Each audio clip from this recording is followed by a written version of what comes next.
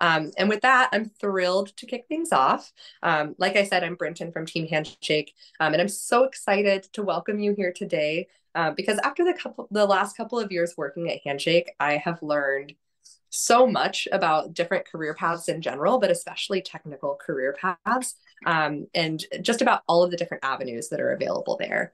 We hear a lot about big tech companies in the software and internet space, but today you can really build a meaningful and high tech career anywhere in any industry.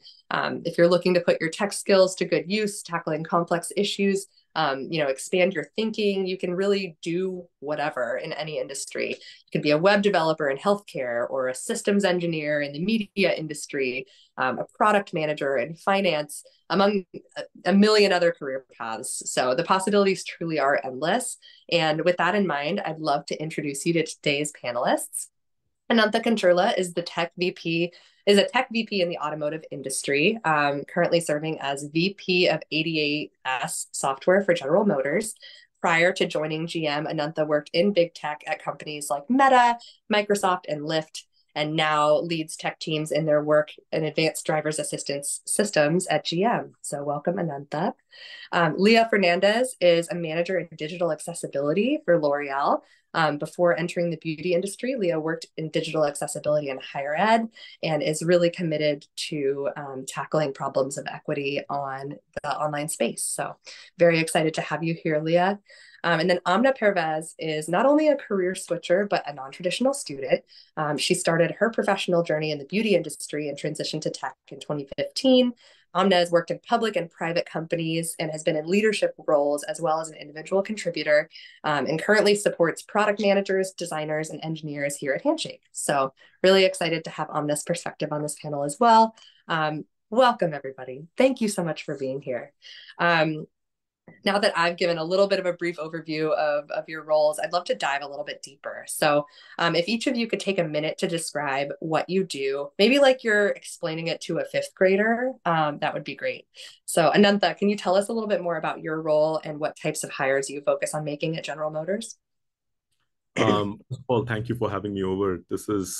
I'm going to pretend I'm an expert in GM because I only joined like in the end of December, so I'm pretty new here. So, as you introduced me, like I came from a bunch of big tech. So out here, I work on something called ADAS, and ADAS is basically driver assistance. And a good way to think about it is like it's kind of like the little guardian angel that is in your car to prevent bad things from happening to you. So starting with that kind of stuff to basically like the car doing even more interesting things like taking over and driving for you on your behalf and giving you more energy and reducing your cognitive load. So those are the kind of things that I'd be working on here. And yeah, I mean, the kind of people that we hope to hire are no different than what I would have hired at Meta, Lyft, or any of these places that I've worked before. Awesome. Thank you so much for sharing. And thank you for helping the guardian angel in my car, because I definitely appreciate the work you're doing. Leah, can you tell us a little bit about what you're doing and explain your role to us like you might explain it to a fifth grader? Of course. Can everyone hear me? Yes, you sound great. Perfect. So super honored to be sitting on this panel with everyone here. So if everyone can indulge me for a second and close your eyes. So picture you have a visual impairment and you're using a screen reader to navigate your computer. This is a type of assistive technology that reads out the information on the screen to you. So instead of reading out what's on the page, it starts reading code, or worse, it just stops reading altogether. If those things were to happen, it's because we haven't designed and developed our websites to be accessible. So digital accessibility refers to the practice of designing and developing websites, tools, and technology in a way that enables people with disabilities to use them. This includes making digital content accessible to people with visual, auditory, physical, and cognitive disabilities. Awesome. Thank you. I get to do every day. Yeah. That's amazing. Thank you so much. That's such important work. And I imagine at a company as gigantic as L'Oreal, there's so many different opportunities to really improve all of these different spaces for millions and millions of clients and customers. So thank you so much for that overview. And Amna, can you tell us a little bit about what your role entails? And I know that you currently support product managers, designers, and engineers, but you work with folks in a ton of different backgrounds to help them grow and succeed in their technical roles. Can you tell us a little bit about that? Yeah, so I'm currently sitting in a role that is known as an HRBP, and some of you might be new to that term, others might be familiar, but think of this as your internal talent partner. So as soon as an employee joins Handshake, there's a handoff that happens between our talent team and the HR team. I sit in a segment of the HR team that is very client facing, meaning I interface with our employees, our leaders, and my job is to help you succeed in your role. So the minute that you join one of my client groups, I make sure that you are settling in, you're transitioning into the organization smoothly. And that's a really important thing to do because we do have a lot of people coming from varying industries. And sometimes when you pivot industries, there's a little bit of a learning curve. My job is to make sure that that learning curve is as flat as possible, with the understanding that everyone's different and how they acclimate to an environment. So my job is to make sure to understand what your needs are and making sure that that is teed up for you so that way you can just hit the ground running. Awesome. Thank you so much. Amazing. Well, I want to pivot a little bit to talk about tech roles outside of the big tech industry. These roles are oftentimes exactly the same. You can be a software developer in a non-big tech space, or sometimes they're different. But people might not realize how many innovative tech opportunities there really are at a place like General Motors or L'Oreal. And you don't necessarily have to go straight to big tech to pursue a groundbreaking tech career. So let's dig into that a little bit. Anantha, I know that you are new to General Motors and you're still kind of finding your footing there, but I'd love to hear about the types of projects that you and your teams are going to be working on at General Motors. And you mean like my team particularly, right? Okay. Yes. Yeah. So maybe I can elaborate a little bit more about the kind of things that we do in my team. So I mentioned like active safety. So it's like the kind of things that we would do there is, let's say there's somebody crossing the road and then you're driving your car and you kind of were focused on your phone. I mean, that happens a lot. And then the car needs to kind of make sure that it detects that person and stop in exactly in time so that you don't collide, or maybe in stop and go traffic. So there's things like that. You're pulling out of your driveway and you don't want to hit somebody. So that kind of a thing. Another one which the team builds is something called SuperCruise. You can go on the highway and you can put on the switch. It's like a amazing cruise control. And you take your hands off and then you can kind of be watching the road and the car drives for you. So all of these are incredibly cutting edge stuff, like where you need to be applying computer vision, you need to be applying like aspects of AI, there's robotics, there's control systems, decision making, and powering all of that underneath. There's like a bunch of tools where you need to use cutting edge like 3D graphics. You need to be building highly scalable, because you do get like petabytes of data to be able to do that machine learning training and all of that. So it's like absolutely about as cutting edge as it gets. That's awesome. It sounds like such a big challenge to keep people safe on the road. You wouldn't think like of all the tiny little things that go into that, and you're developing this really innovative technology. Thank you so much for sharing. I'm going to pop over to Leah. Leah, can you tell us a little bit about what led you to focus on digital accessibility and really what sparked your passion there? Oh, for sure. So when I was at university, my background and training was specifically in human-centered design and UX UI work. Uh, I I knew I wanted to do something in tech. I was incredibly interested in the design aspect of it, so I really wanted to focus my attention there. On the side, I was also incredibly passionate about disability advocacy, and I was doing a lot of work in those segments. And I was actually in university during the COVID pandemic. I was in my sophomore year when it first hit. So I saw firsthand, once all classes went online, how many of the students that I had been working with in the institution didn't have access to their classes or the material that they needed.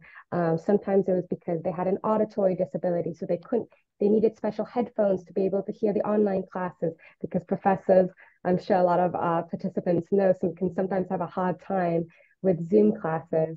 And so this really highlighted to me the gap in accessibility within technology. And so I made a pivot into digital accessibility.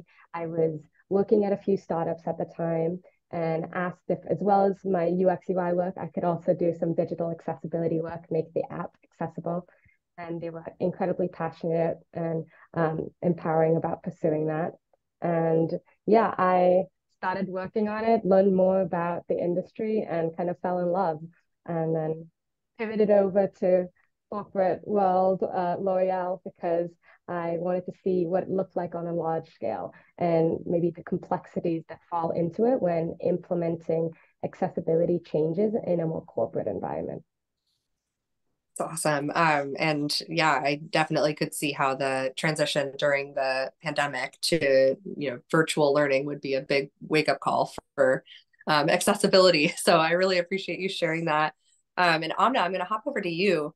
As someone who helps with on-the-job success and road mapping for tech talent who come from a variety of backgrounds and a variety of industries, do you have any tips for somebody to make a really good impression when they're early on in their tech career, regardless of where they're coming from or maybe where they got their start? Yes, that's a great question. I think that a lot of us are taught to think about careers and how we navigate that in a very linear way. And that's, I mean, I'm living proof that that's simply not true. I went to my undergraduate almost into my 30s. I just completed a master's degree much later in life as well. I've hopped around quite a bit. So I feel like, oh, thank you. That was not a boast of me, no, but rather trying to say that if we stay agile and creative in how we think about these things, I think that the better off people will be, regardless of industry. So basically everything I'm going to talk about today is going to be industry agnostic.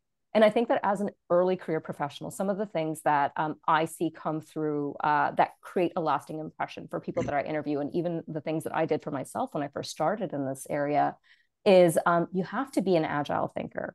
And that is whether you are an engineer, whether you are a product manager, you got to be on your feet. And the reason why is because regardless of whatever role you have, you will be collaborating with some other teams or other departments, even as a junior level software engineer or a product designer. And you have to know in those instances how to ask the right questions. You have to demonstrate that you are yourself engaged. I think that a lot of times early career folks come in and they've been told that you will be mentored and you will be shaped and sculpted. And while that is true, that will not happen unless you're driving that for yourself. And so learn to be bold. And some concrete things, seek feedback. So within first 90 days of your job, you should be doing a lot of listening and asking questions, and maybe like 10% of like actually contributing. That's going to set you up for success. I think the other thing there is networking effectively. And what I mean by that is networking inside of your company. The more people that you connect with and get to know, the better you're going to build your business acumen, which is going to help you make better day-to-day decisions in your role and really be noticed. I think the second thing there is as you develop these relationships and as you progress in that role within that company, you will already have your cross-functional partners and teams set up that can advocate for you, that know how you work, that can pass good feedback to your managers. There's all these things that you should always just stay on top of. But the biggest thing there with all of those things, take the initiative. Awesome. I mean, I wouldn't call myself early career anymore, but still, I feel like that's a really good takeaway for anybody in their career. Can I add something?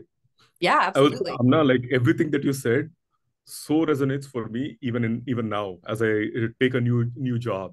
It doesn't stop. And I was wondering, where were you when I was starting my career? Yeah, where was I when I was starting mine as well? Believe me. We all need an Omna in our lives, I feel. I'm lucky enough to have one now that I work at Handshake, but thank you so much. Can I add something? Sorry. Oh, I'm sorry, Leah. I just wanted to add something. So I'm very much in my early career, and something I found when I joined WIT group, so the Women in Tech group at L'Oreal, was the saying, something we always say is boldly do it scared, right? You got to walk into the room. If you don't, let it, you miss 100% of the shots you don't take. When I first joined L'Oreal, I was very junior, but I was reporting up to a VP, just given the kind of role that I was in is very niche. And one of her favorite things to do was like drag me into a meeting that was full of other VPs and AVPs and like board members and just be like, now you talk. And I'd be like, you just got to go for it. And I think that's be prepared, like do the preparation work, but you've also just got to take the jump off the cliff and you'll figure it out. And it doesn't always have to be with a room full of VPs, right? Just yeah, no. Anything, even if it's peers, if the opportunity is presented to you, just be a sponge, take it. Yeah, 100%.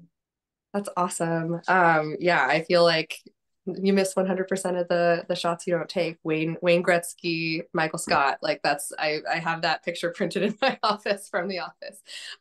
Amazing. Anantha, I'm gonna toss things back over to you. So at Handshake, we've heard from a lot of our users that they're considering different paths than maybe they initially thought of when they started majoring in computer science or software engineering. And I'd love to know from you, do you see a lot of opportunities for tech talent in the auto industry or in industries outside of kind of this big tech space? And would you recommend that today's grads and tech job seekers consider branching out from, you know, potentially the big 5 tech companies as they're considering starting their career? Yeah, no, absolutely. And let me make a couple of high-level points here. Number one, I think the boundary between what we call tech companies and non-tech companies is blurring. So like, for example, I worked at Lyft before. And if you kind of step back and think about it, Lyft is a transportation company which uses tech. So there's like different ways of like looking at that problem. So I think like what is tech and what is non-tech is just getting blurred. But coming back to just automotive, the first question that you asked me, I mean, it is the end of the day, like about every computer science problem that you have studied in your class, we use it. I mean, it is needed to solve such hard problems that we are trying to solve. You know, whether it is operating systems or whether it is AI or databases, anything that you studied is applicable here. And one, of course, like a unique thing that you need to think about in something like this we work on is the whole safety aspect, safety angle.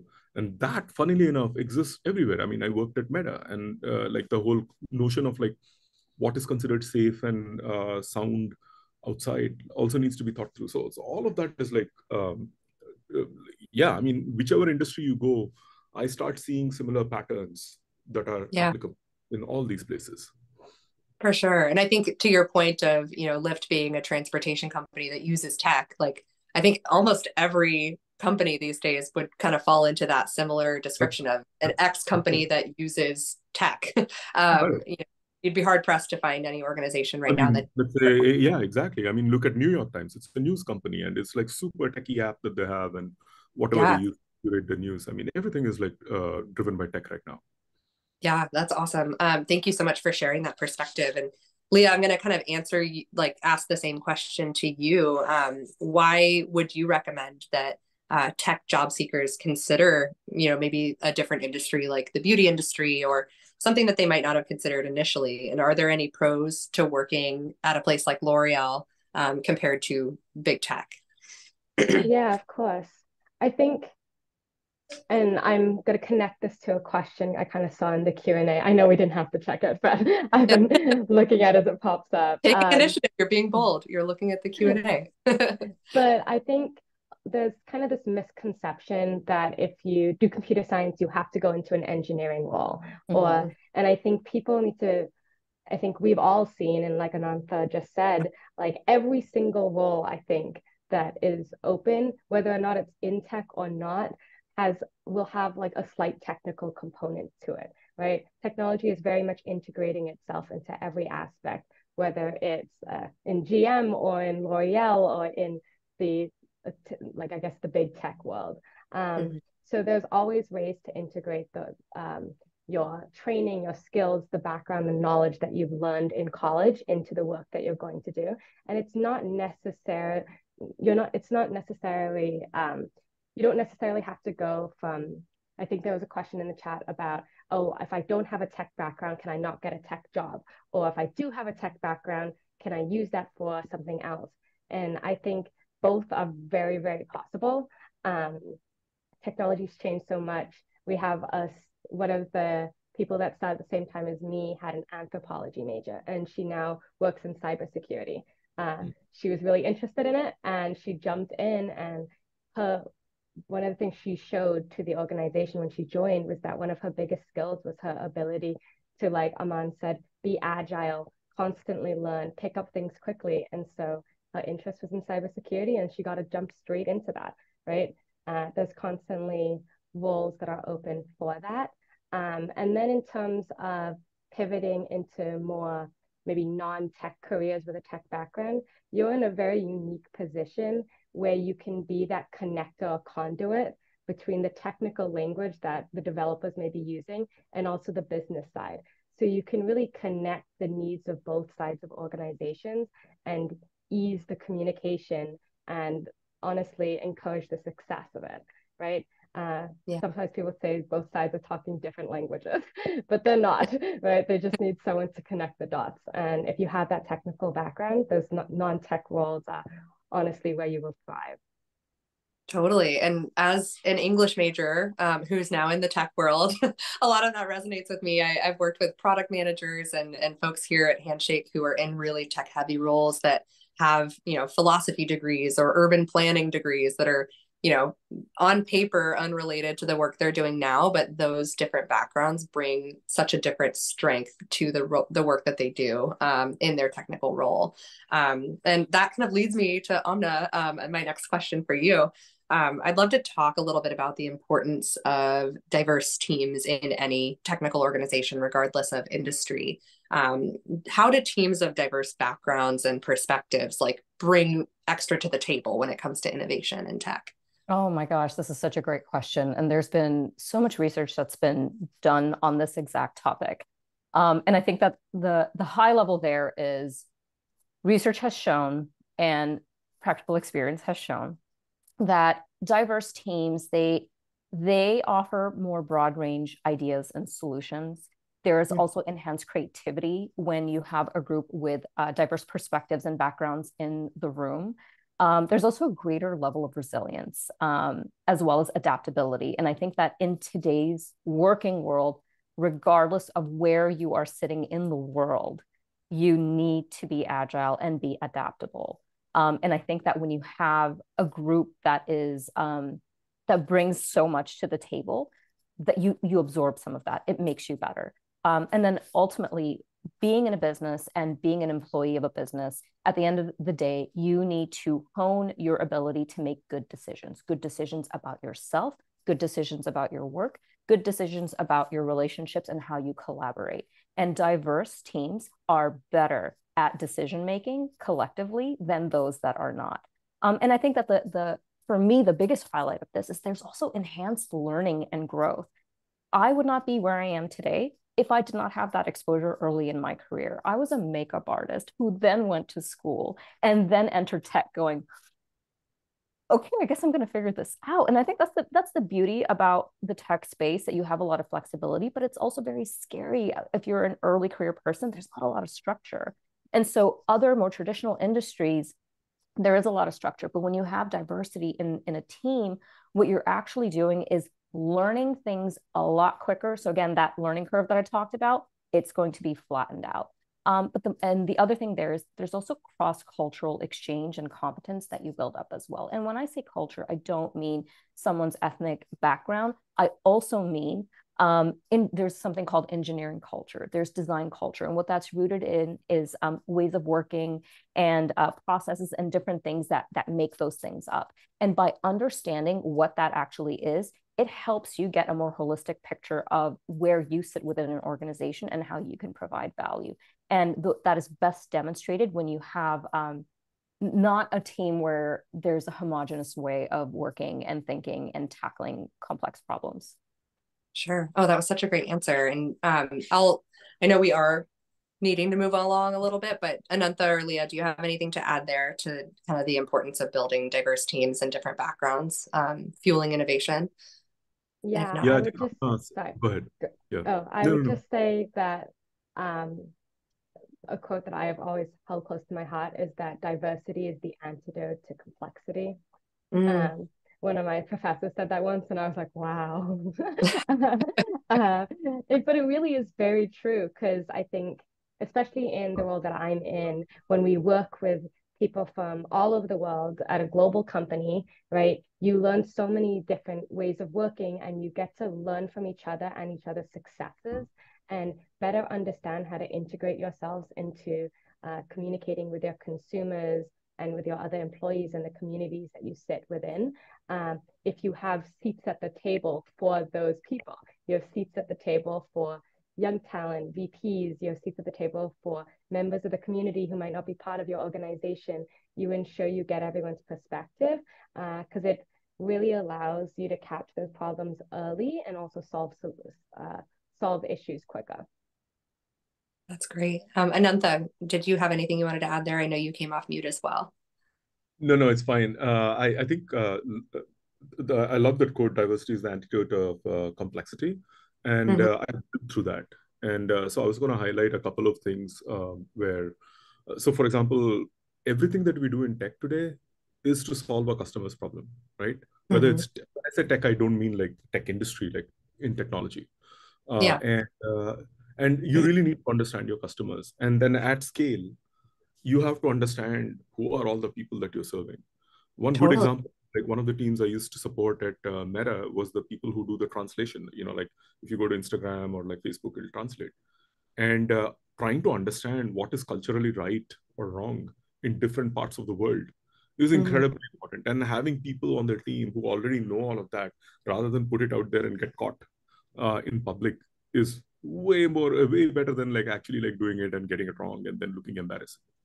Yeah. And if I may add one more thing to that as well, you know, we're finding out more and more, especially in the medical industry, that a lot of clinical trials and research that was done to develop drugs or other therapies for people, most of them were tested on men. And they're only realizing now that there was this huge gap in how we did this research. And so even biotech companies and everybody that's in the medical industry is even more focused than ever on ensuring that their test subjects and their audiences for that are as diversified as possible. Something as simple as, hey, we forgot to test what this drug's impact is going to be on women. Like very, very basic things. And I think that it always needs to be top of mind. But I think that there's more attention on these efforts than ever before, to kind of add to what Anantha was saying. And I think that what that means in our professional industries here in the Western world is that means there's a lot of opportunity, and we need these young, fresh voices. Yeah, awesome. I feel like I could ask questions about this forever, but I know we're like really kind of need to move forward in the conversation. I'm sorry, guys.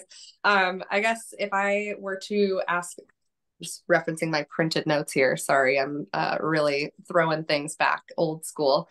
You know, I guess one more question that I would add to Anantha and Leah in particular, as folks who are in these kind of really tech forward roles in your non-tech companies right now, non-tech companies outside of big tech is how I would say that, because to Anantha's point, there's technology everywhere. If you were to, and I know Leah, you were recently a student, but tech changes fast. If you were to go back and study something today or be in college again today, is there any area that you would want to upskill in, take a class in, or really focus on to kind of bring up your skill set based on what you're seeing in the industry today or in your field today? And maybe I'll toss that to both of you and you can decide who wants to answer first. In which order? Okay, I can go. I'd say my background is computer science and engineering. So that's basically my background. And the question is like, what would I have studied differently if I know what I know today? And I'd say largely I would study the same stuff, but there's one thing that, like, you know, if I had always a deep interest in AI back then, and perhaps like understanding, taking more of those classes would have been great, because that's like really what is eating the world going ahead. But I would say like the most important thing is that like I got a ton out of the psychology classes that I took.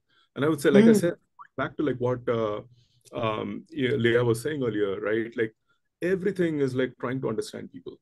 So I would say if you are somebody with a background like me, try to kind of like learn something that is more in the humanities area, because all computer science problems are human problems.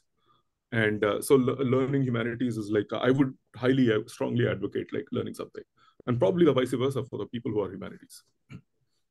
That's awesome. Leah, how about you? Would you take a humanities class, or what would your additional area be? It's so funny because I majored in human-centered design because I wanted the technical degree, but I also majored in psychology, to Anantha's point, because I understood that for me to solve any technical problem, I had to understand the human element. And honestly, and this is still the case, I find the human element so interesting. People are so interesting. We're so impacted by the environments we're in, the culture. It very much it changes the way that we navigate through our technology and use it. So I would recommend, obviously, psychology classes. But in addition, I think communication classes. I wish I took an improv class in college. That's always been something that I wish I had done. I don't love public speaking. I'm much more of an introvert, but being able to have presence in a room when you're sharing your ideas, being able to communicate them in a way that connects further with your audience, being able to read your audience and communicate with them, being able to manage people, right? You have to be able to improvise and be agile when your reportees throw ideas or situations at you. And a lot of the times you have to respond very quickly, right? So I think that would be the class I wish I took. Let me add That's one awesome. more. Let me Yeah. add one. I would say, and I think like Leah touched upon something that I talk to my kids about, like communication. There's one more thing I talk to them about: being able to learn how to reason with numbers. So I would say one other class that I probably would recommend people focus on is statistics. So Oh, no matter what field you are in. yeah, that's awesome. Thank you. Those are not the answers I thought you guys were going to give me. And honestly, those are such fun answers. I know that there's a couple questions we didn't get to in that section, but we're going to move on a little bit because I know a lot of the folks on the line, after hearing about these complex problems to solve and the volume of opportunities in these different industries that they might not have considered before, are really going to be focused on how to land the job application tips, networking, interview advice, all of that. So I would say, Leah, as somebody who was recently kind of in this application process, can you talk a little bit about how you set yourself apart to make yourself a successful candidate as somebody early in their career? For sure. So yes, I was in everyone's place about 2 years ago. I graduated about a year and a half ago, so it really hasn't been that long. And like I mentioned, my background in training was in UX and UI. And when I realized I wanted to do a pivot, I really took a break from applying, figured out what I really wanted to do, what I wanted to pursue. And then I talked to a ton of people about their own jobs, even if it wasn't specifically connected to what I wanted. I reached out through LinkedIn, Handshake, with alumni. And the more I talked to people, the more I understood where I would be successful. And then I very much double down. I am a big proponent of getting references. I think there are a lot of people out there that want to help you, even if they a couple connections away. They are very open to helping you and hearing your thoughts. And so getting a reference is a great way to get your foot in the door at a lot of companies. In terms of my experience, I kind of doubled down when I was looking at job listings. And my experience is not typical, but I found a job listing for a manager position for digital accessibility. It needed 5 years of experience post-college. I had none of those. And I applied anyway because I figured I want this role. This is the type of role I would want to apply for. I can do the job. I knew I had the training. I also looked at a lot of job applications that were similar to that and figured out exactly what they were asking for. So the 3 of them needed certain certifications in one thing, or you need to show competency in certain regulations or guidelines. And so I started to gather and share that my resume showed that I had those specific, I guess, characteristics that people were looking for. And I applied. They didn't give me the manager position initially. They gave me a senior analyst position, but they upped me to manager just this past December. So a year and a half into the job, and I would really, like I said before, just shoot your shot. And if you can have the data to back it up, show your competency, people are very open to it. Wow, that really tied into a lot of the earlier conversation. That's amazing, and congratulations. I love that you went for it, and now you're in the manager role. So congratulations. Amna, kind of touching on a lot of what Leah just said. Do you have any advice for folks early in their careers when it comes to, asking for referrals or references or doing those informational interviews to understand the industry, or even just making a good impression as an applicant in the job search? Yes, absolutely. This is very pointed, and it might resonate, it might be helpful. It was helpful for me. You have to remember that when you reach out to people, especially when you're cold emailing, and I think Handshake actually has a blog article that highlights some of these tips, which I'm sure they will drop in the chat if it's readily available. But if you are in college, graduating, entering the workforce, you got to start building your network. The way to think about that is 20% of your target audience should be people who are potentially mentors or people that you can learn from. Everybody else should be peers. And here's why. The reason is the higher up somebody is, the busier they are, and probably the less openings they have in their schedules to take on a mentee. The best way to do this is connecting with your peers, because they're also going to be growing at the same rate, if not sometimes faster, because everybody's path is different.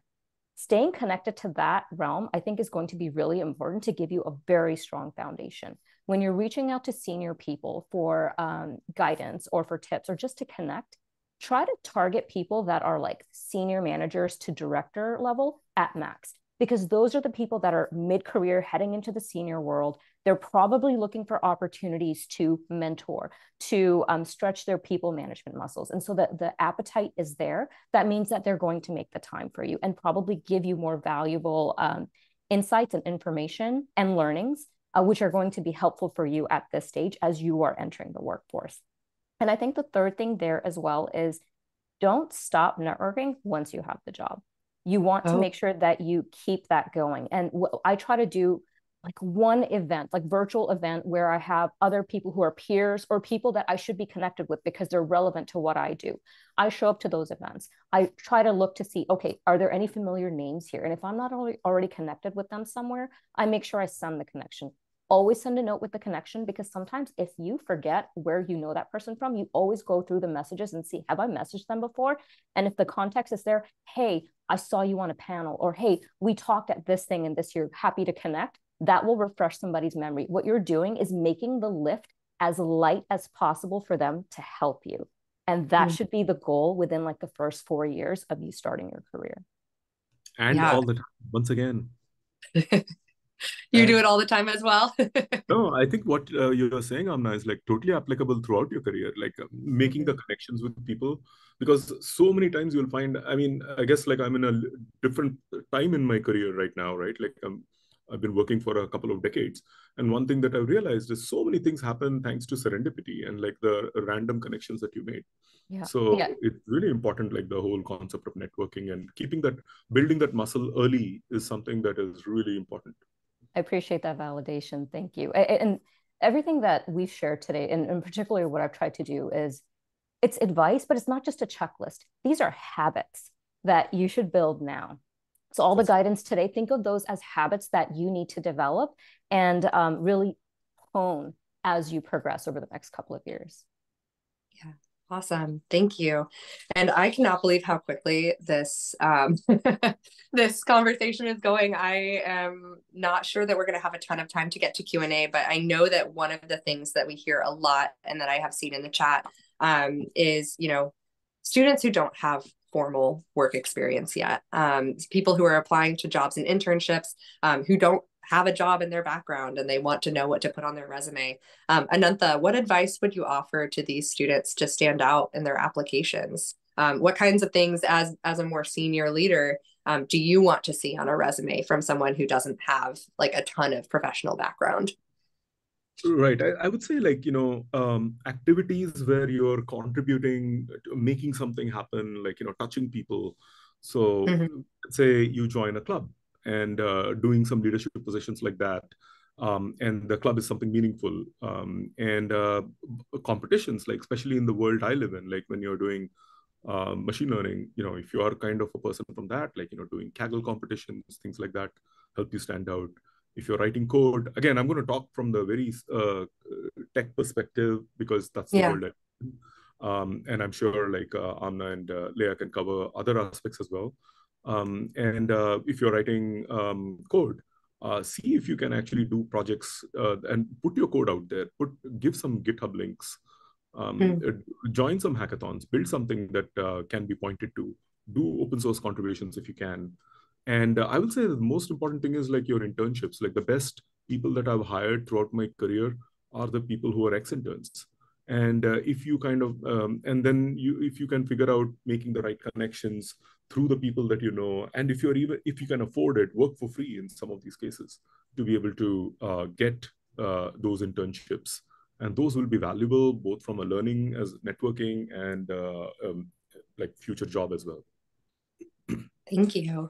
Leah, as somebody who was just kind of in the application process pretty recently, I know Anantha just mentioned including clubs and personal projects and kind of hackathons and things like that as, fodder for when maybe you're applying to your first internship. Is there anything else that you would recommend that, an applicant add to their resume or try to build experience in as they're thinking about landing their first role? And kind of to follow Anantha's point, when companies are looking for employees, they of course want to see that you know your stuff, but they want to Mhm. see how you've successfully applied your knowledge, right? So whether that's in hackathons or projects you've done in class that you can add a link to in your LinkedIn, or whether or not you've worked with clubs and successfully hosted different events, or personally, like I said earlier, I really saw a lot of need for getting certifications in my industry because I couldn't major in it, right? So the Mm. proof of my knowledge was in certain certifications that I could receive. And I think being able to list those out and talk about the problem and how you solved it, right? Through the project you did or the hackathon, that really, I think, will help show to the employers that you would be a very active, engaged employee. That's such a great note. And talking through the problem and how you solved it, I think is such a key, my first job was I was a skating car hop at Sonic, and I was able to kind of talk about what were the problems that you encountered and how does that apply to the role that you're applying to. And I think I'm bound to bring up my Sonic driving job every time I talk through one of these events. But I cannot believe this went by so quickly. There were so many questions that we didn't get to answer today. But I want to go ahead and thank our entire panel for the awesome expertise that they brought to the table today and the amazing insights that they had. Thank you all for joining us. And everyone, thank you for being here. Thank you for your attention. If you are sitting in the audience, really appreciate having you here. If you have a moment, please take 30 seconds to fill out our feedback survey in the chat so that we can bring you more of these awesome events, and follow us on Instagram for more event announcements. And with that, I want to say thank you to the panelists. Thank you so much for being here, and I hope you have a great rest of your day. Thanks for having us. Thank Thank you you. for having us. Bye-bye. Bye.